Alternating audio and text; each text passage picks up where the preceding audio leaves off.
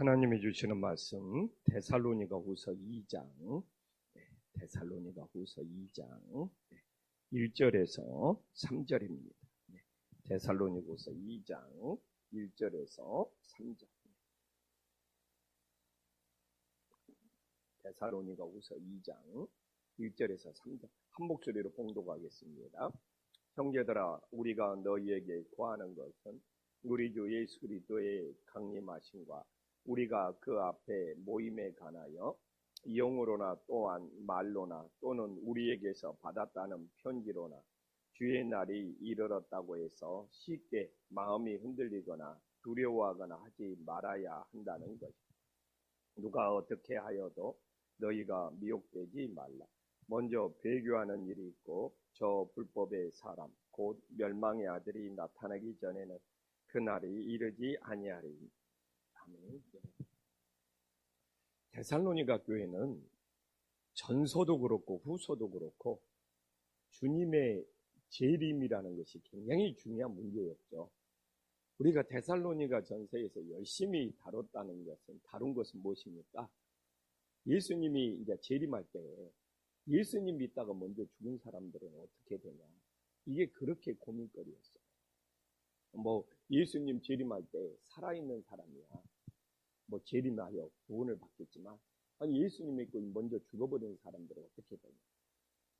이런 사람들은 구원을 못 받는다, 이런 소문이 또 돌아가지고 사도 바울이 그 사람들은 다 하나님께서 먼저 죽은 사람들은 잠자는 자처럼 하나님께서 다 깨워가지고 주님의 재림 때 함께 영생에 들어간다고 분명하게 이제 말씀을 했어요. 근데 이제 후서에는 또 이렇게 주님이 언제 재림하냐, 어떤 사람이 또 주님의 재림을 받을 수 있느냐, 그런 것들이 또 그래서 어떻게 보면 추가로 예수님의 재림에 대해서 설명을 해주고 있는 거예요. 그래서 2장 1절에 보면 형제들아, 우리가 너희에게 거하는 것은 우리 주 예수 그리스도의 강림하심과 우리가 그 앞에 모임에 관하여. 이건 이제 1장에서 다 정리를 했어요. 예수님이 재림을 하고 예수님이 강림할 때는 먼저 예수님 믿고 죽은 자나 살아난 자가 어떻게 돼요? 예수님 앞에 모인다. 아멘.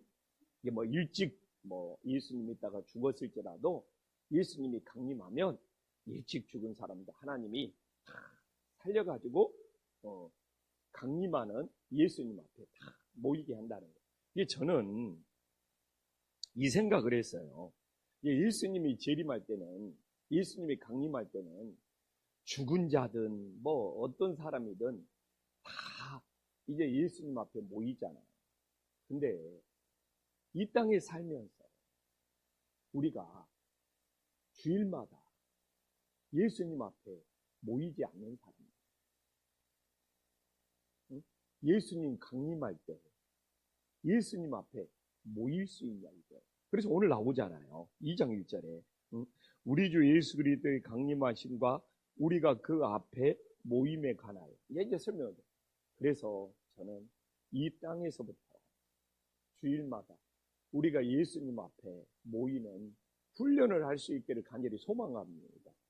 이 땅에서도 주일마다 예수님 앞에 모이는 것을 싫어하는 사람, 예수님이 강림할 때 예수님 앞에 모일 수 있겠냐 이거예요. 그래서 이 땅에서부터 우리가 예수님 앞에 잘 모이는 사람들이 예수님의 재림할 때 예수님께서 일찍 죽었든 어쨌든 다 예수님 앞에 모이게 하는 놀라운 역사가 있음을 믿으시기를 간절히 소망합니다. 근데 이제 사도 바울이 하나님의 말씀으로 예수님의 강림에 대해서 전하고 또 못을 박았어요. 근데 문제는 무엇이냐? 2장 2절에 보니까 예수님의 재림, 예수님의 강림에 대해서 흔드는 사람들이 있어요. 그러니까 우리가 2장 2절에 보면 흔들리거나 두려워하지 말라. 나와 있잖아요. 흔들리거나 두려워지. 뭐가 흔들리냐? 세 가지로 흔들려요. 하나는 자기가 영을 받았대. 영으로 받았다고. 예수님의 재림이 언제 있다. 예수님의 재림이 바뀌었다. 이렇게 자기가 영적인 계시를 받았다고. 응? 자기의 영으로 뭐가 하나님의 능력이 임했다고 하면서 예수님의 재림을 흔드는 거예요. 우리는 오늘날도 누가 영을 받았든 영으로 한다고 해도 우리는 오직 하나님의 말씀을 붙잡고 흔들리지 않기를 간절히 소망합니다. 그래서 요새도 그런 사람이죠. 자기는 영적인 사람이라고 하면서 하나님의 말씀을 뒤집어 버릴 수도 있어요. 그러나 우리는 잘 분별하고 영적인 것이 영적인 할아버지가 온다고 떠들어대지라도 우리는 오직 이 기록된 성경 말씀, 이 성경 말씀을 붙잡고 성경 말씀을 의지할 수 있는 믿음의 자녀들이 되기를 간절히 소망합니다. 또 하나는 어떻게 합니까? 말로 자기가 이건 어쩌면 전에 들었다는 거예요. 전에 들었다는 거예요. 바울이 했다고 이게 바울의 이름을 사칭하는 사람들이 있어요. 바울이 전혀 이야기한 적도 없는데 내가 바울의 말을 들었는데 그러면 자기가 대단한 사람처럼 보이는 거예요. 라고 재림이 언제 있다, 재림에 대해서 바꿔서 말하거든요. 내가 바울의 말을 들었는데 하면서 그걸 사칭을 하는 거예요. 사칭을 하는 거예요. 그래서 우리가 사람들이 누구의 말을 들었다 하더라도 사람들의 말에 흔들리지 않고 우리는 오직 이 하나님의 말씀을 의지하면서 신앙생활을 할 수 있기를 간절히 소망합니다. 또한 이게 편지가 나오잖아요. 편지. 누가 편지를 보냈다? 바울이 편지를 보냈다? 그래가지고 예수님의 재림, 예수님의 강림을 흔들어 낸다는 거예요. 흔들어 낸다는 거예요. 그래서 오늘날도 우리는 오직 이 성경의 말씀을 붙잡고 신앙생활해야지. 오늘날도 내가 무슨 영적인 사람이다, 영을 받았다, 또 내가 누구에게 말을 들었다, 또 내가 다른 편지를 받았다, 이런 것에 흔들리거나 두려워하지 말고 오직 하나님의 말씀을 붙잡고 살아갈 수 있도록 간절히 소망합니다. 근데 여기 2절에 이렇게 마음이 쉽게 흔들리는 사람들은 어떤 사람들이냐? 믿음의 뿌리가 약하다. 이 말씀의 뿌리가 약하다. 그래서 신앙생활에서 어떤 사람이 위험하냐? 이 말씀의 뿌리가, 믿음의 뿌리가 약한 사람은 항상 위험합니다. 그래서 우리 김포 한신교회는 정말 말씀의 뿌리, 믿음의 뿌리를 든든히 내려가서 흔들리지 않는 믿음이 될 수 있기를 간절히 소망합니다. 또한 두려워하는 사람들은 어떤 사람들이 두려워하느냐?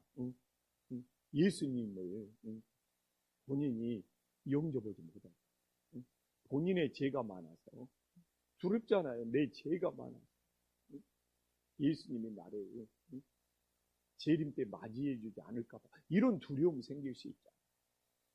그러나 오늘날도 우리가 성경의 말씀대로 내가 진심으로 내 죄를 회개하고 용서받으면 예수님이 다 영접해 주는 믿으시기를 간절히 소망합니다. 이렇게 두려워할 마음을 가질 시간에 우리는 어떻게 해요? 내 죄를 진심으로 회개해요. 내가 얼마나 죄인이었는지 내 죄를 진심으로 회개하고 예수님이 나를 재림 때 안 데려가면 어떻게 하나 두려울 거 아니에요. 그러나 우리가 예수님을 믿음으로 진심으로 내 죄가 용서받고 두려움이 아니라 예수님의 재림을 기쁨으로 맞이할 수 있는 믿음의 자녀들이 될 수 있기를 간절히 소망합니다. 그러면 이제 오늘 지금 예수님이 당장 재림하면 그래서 우리가 공중으로 들려 올라가면 좋아요. 근데 우리는 예수님이 재림할 때까지 믿음을 지키면서 생활해야 될 거 아니에요. 그러다가 내가 죽을 때 주님께서 나를 맞이해 주실 거 아니에요. 그래서 3절에 우리가 이렇게 바울이 누가 어떻게 하여도 누가 무슨 짓을 할지라도 미혹되지 말라. 그러니까 이게 별짓을 다 할지라도 누가 어떻게 할지라도 3절에 보니까 누가 어떻게 하여도 너희는 미혹되지 말라. 속아 넘어가지 말라. 누가 어떻게 하여도 우리는 말씀 붙잡고 미혹되지 않는 하나님의 자녀들이 될 수 있기를 간절히 소망합니다. 그래서 물어볼 수 있잖아요. 어떻게 해야지 미혹되지 않을 수 있습니까? 답은 하나예요. 어떻게 해야 돼요? 하나님의 말씀을 붙잡을 수 있기를 간절히 소망합니다. 그래서 하나님의 말씀을 붙잡지 못하면 어떻게 되는 거예요? 우리는 미혹될 수 있어요. 이 미혹되는 사람들이 요새 보면 다 이단으로 넘어. 신천지, 통일교, 막 안상홍 하나님의 증인. 무섭잖아요. 막 신천지 이런 사람들도 막 정치에 막 개입해가지고 자기들이 살아남으려고 통일교도 막 정치에 개입해가지고 6천만 원짜리 목걸이를 전달하고 자기 이단들을 지켜달라고. 왜 기독교인들이 그걸 모를까? 이단들이 얼마나 정치에 개입해가지고 신천지가 얼마나 막 정치에 개입해가지고 이 통일교가 안산홍 막 하나님의 증인 막 저는 보이는 얼마나 지금 이 무속이 막 얼마나 우리 장군들 부인이나 정치인들 부인들이 얼마나 무속에 빠졌는지 왜 그런 걸 못 볼까? 너무 거기에 자기들이 빠져 있어서 그럽니다. 저는 좀 한 발 건너서 보니까 이렇게 정치인들 와이프들이 무속에 빠졌나? 왜 이렇게 장군들 부인들이 무속에 빠졌나? 아니 통일교가 막 6천만 원, 7천만 원짜리 막 그걸로 막 신천지가 막 이렇게 막 정치에 개입하나 이런 것들이 보이는데 거기에 그냥 몰입되고 빠져 있는 사람들은 그런 것들이 안 보이나? 사실 나는 그게 걱정이죠. 우리나라가 무속의 나라가, 정치는 나라가, 우리나라가 이단에 빠지는 나라가 될까봐 사실 저는 그것 때문에 기대합니다. 이게 다 미혹이잖아요. 미혹. 너희가 미혹되지 마. 그래서 우리는 오직 주님의 말씀, 예수님의 말씀을 붙잡고 신앙생활 정말 미혹되지 않기를 간절히 소망합니다. 근데 저는 깜짝 놀라요. 어떻게 우리나라가 이렇게 무속에 빠졌나? 어떻게 우리나라가 막 정치는 나라가 되었나? 무슨 막 법사도 많고 무슨 공도 많고 주여, 그게 안타까운 거죠. 그러면서 이제 마지막 때가 어떤 일이 일어납니까? 배교가 일어난다는 거예요. 배교. 이 배교라는 것은 하나님을 떠나는 사람이 많은 거예요. 근데 지금도 약간씩 보여요.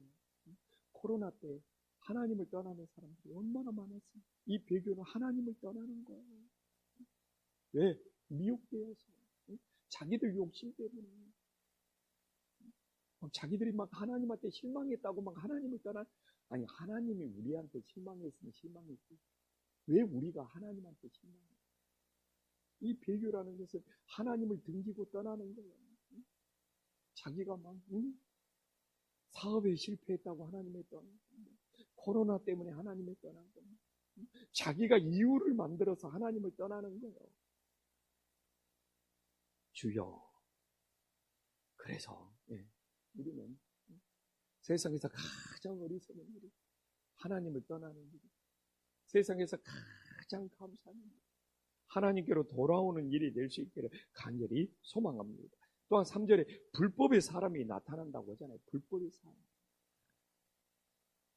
이 불법이라는 것이 하나님의 말씀을 거역하는 거예요. 하나님의 말씀을 거역하는 거예요.